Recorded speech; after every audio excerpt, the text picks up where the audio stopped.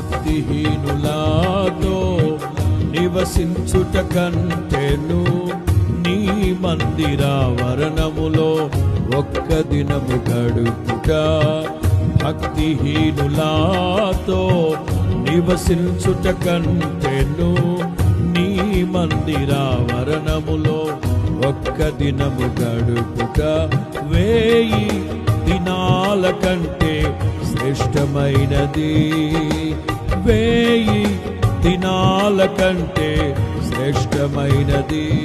శాశ్వత కృపను నేను తలంచగా కానుకనైతిని నీ సన్నిధిలో. కానుకనైతిని నీ సన్నిధిలో. శాశ్వత కృపను నేను తలంచగా